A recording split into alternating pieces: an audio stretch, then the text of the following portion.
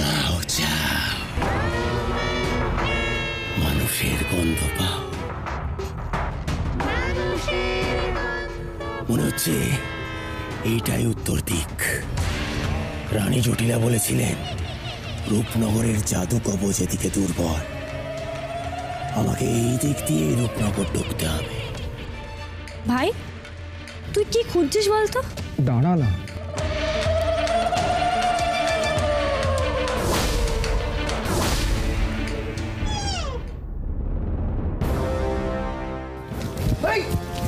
ভাই দাঁড়া, ভাই ওকে মারিস না, ও একটা নিরীহ প্রাণী, ওকে কিছু করিস না ভাই, দাঁড়া।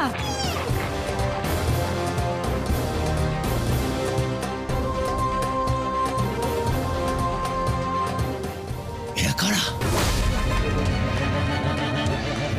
পোশাক দেখে মনে হচ্ছে নিশ্চয়ই রাজপ্রাসাদের লোক। ভাই দাঁড়া, ভাই দাঁড়া, আমরা একদম রাজ্যের সীমান্তের কাছাকাছি চলে এসেছি।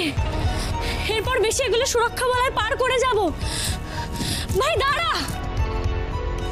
তাহলে প্রথমে আমি এদেরকে মেরেই আমার কাজ শুরু করি।